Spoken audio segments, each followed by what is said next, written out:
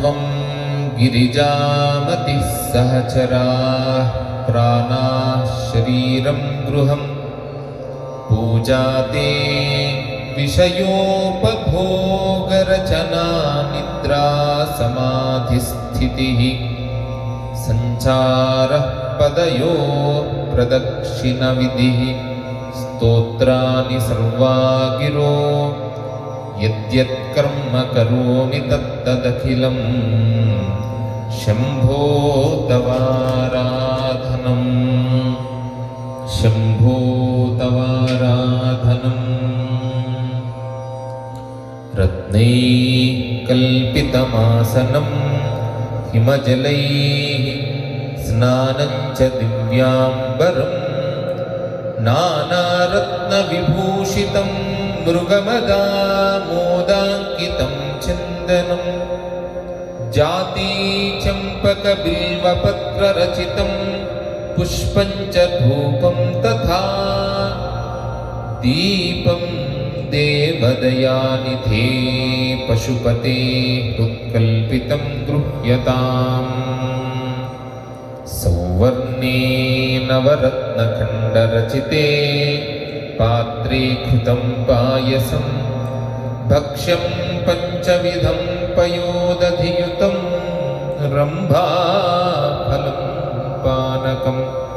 शाकानामयुतं जलं रुचिकरं कर्पूरखण्डोज्ज्वलं ताम्बूलं मनसा मया विरचितं भक्त्या प्रभो स्वीकुरु छत्रं चामरयोर्युगं व्यजनकं चादर्शकं निर्मलं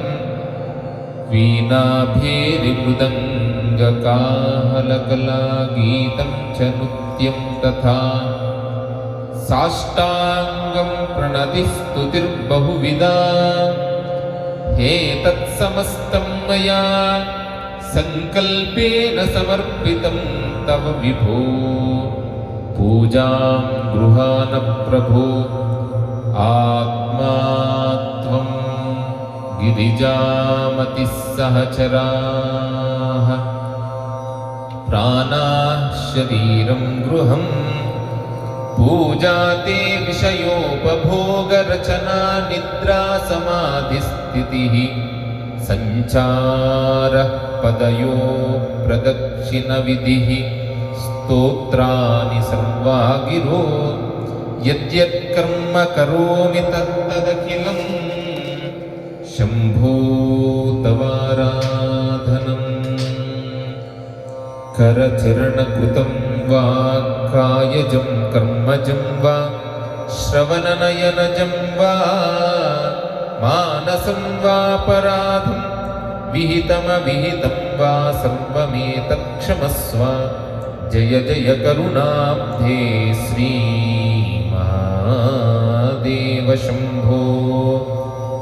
लिंगोद्भव समये महाशिवरात्रि पर्व समये लिंगोद्भव समये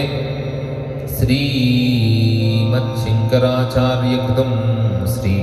शिवमानस पूजा स्तोत्रम् एतत् फलं परमेश्वरार्पणमस्तु।